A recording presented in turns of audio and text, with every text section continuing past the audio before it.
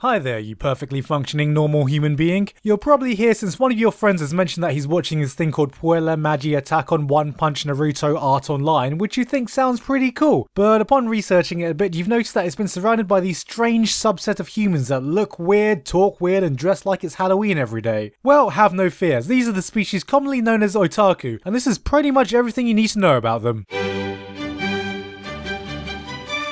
The origins of otaku date back to the time before Christ. Actually, it's a little known fact that Christ and Buddha were huge otakus themselves, as depicted in the documentary Saint Young Men. Otakus are normally big fans of the entertainment medium anime and manga. It is speculated that otakus initially walked the earth when the first manga were published on ancient cave paintings, though there are a lot less otaku then, probably because the art was pretty shit. Once a human watches enough anime, this triggers a biological chain reaction that transforms them into an otaku, giving them a natural affinity towards huge eyes, spiky hair, and cute little Asian girls. It is a common misconception that anime originates from the ancient country of Chinaland, owing to its other name, Chinese cartoons. This is in fact inaccurate, as recent studies have shown that the origin of anime is actually linked to a place called Japan, which to our best knowledge is located somewhere around here.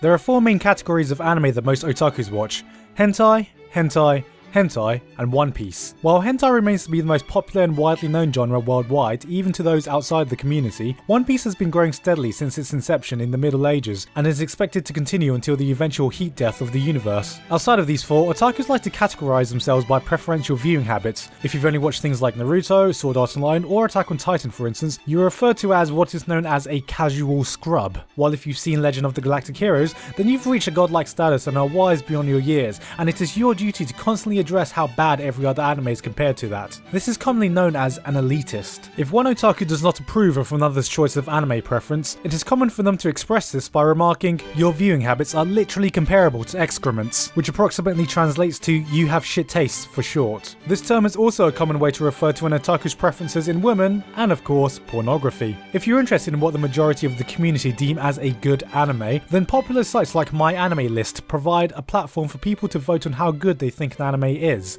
Be sure to look out for any masterpieces close to a score of 10 out of 10, while be wary of any anime close to the lowest possible score anyone can give of 5 out of 10.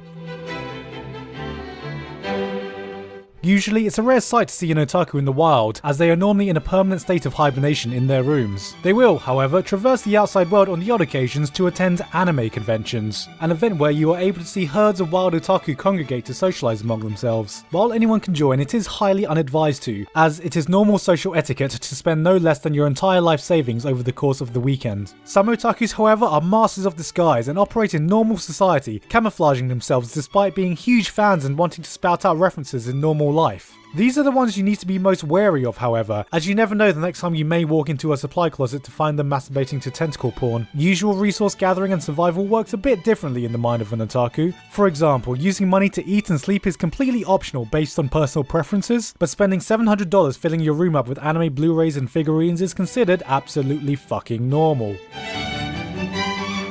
Normal fashion sense does not apply to the average otaku, as dressing up comes in all different shapes and sizes, but the general rule of thumb is you have to try your hardest to look as much like an anime character as you can for some amazing results. Or you can just slap on some cat ears, Naruto headband, or a schoolgirl uniform and call it a day. This rule applies to both male and females. Extra points if you're a big burly man following these rules, as you will probably be seen as a fashion god. These guidelines apply to absolutely everyone except Asians, as they automatically look like anime characters.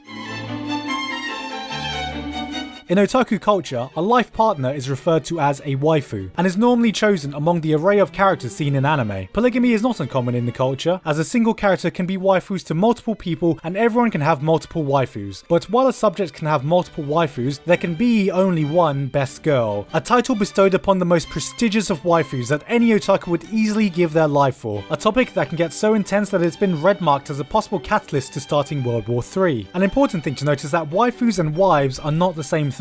Wives, or human females in general, are seen as imperfect beings that can be prone to things like bad hair days, STDs, and of course, human emotions, while waifus are the perfect embodiment of a partner aesthetically, emotionally, and occasionally sexually that only exists in the 2D plane, and are thus unattainable to us three-dimensional beings. But don't actually tell any of them that. It is highly advised against getting a wife or girlfriend, as this is seen as a betrayal to your waifu and considered a crime punishable by death. The same also rings true true for husbands and husbandos if you are of the female species, a mythical species that is said to exist in the otaku world, though no concrete evidence has been presented thus far to confirm their existence. Because of this, it is rare for otakus to reproduce with other human beings, and instead otakus multiply by converting perfectly functioning human beings into one of their own in a process called stop being a fucking normie, thus spreading their love for anime exponentially to anyone they can in a process very similar to viral infections. If the act of mating does occur, however, it is standard procedure that both specimens be quarantined for a minimum of 10 years and any child be confiscated in order to be destroyed.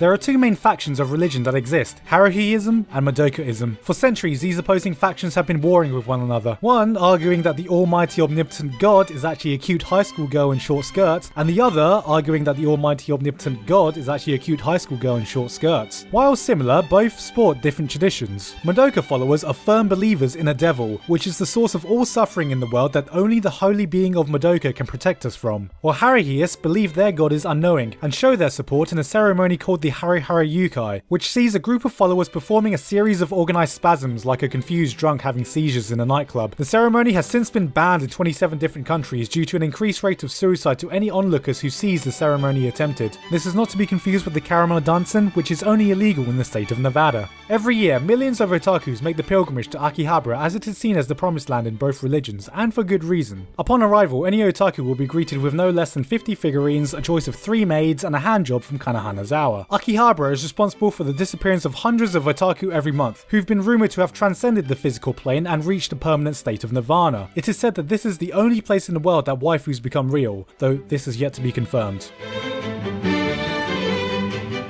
Otakus have managed to evolve their own language, which finds its roots in Old English and Japanese. However, while many otakus believe themselves to be bilingual, please be aware that many Japanese words used in their language have very different meanings. Senpai means I watch way too much PewDiePie, Sugoi means I am literally the cancer of this earth, Konnichiwa means oh god, please kill me now, and Watashi wa means I am. Please be advised that otakus express emotions in different ways than us. While a normal person might say, that was mildly entertaining, in otaku language it's, oh my god, that was Sugoi, desu! Before finding out they hung themselves a few days later because a Japanese person couldn't understand what they were saying. Under no circumstances will an otaku actually go out of their way to learn Japanese, as anyone caught doing so is burned at the stake. In conclusion, otakus and the anime community in general may look bizarre to the outside with its own language and culture, but once you get into it, it can be pretty fun. The anime is pretty good and everyone here is actually quite friendly. Just don't be too much of a fucking weirdo, you weirdo. Hey guys, hope you enjoyed the video. Thank you very much this month to Gabe Brown, Vincent Mooney, Meredarai, Craig Watson, and everyone else on Patreon for supporting me this month. I'm actually also starting a $2 monthly giveaway this month, so if you're interested, head over to my Patreon to find out more info. The first thing I'm giving away is this Saber Alta figure, but if you're already pledging $2 or more, you're automatically entered anyway. But anyway, that's it from me. I've been Giguk, and I'll see you all next time.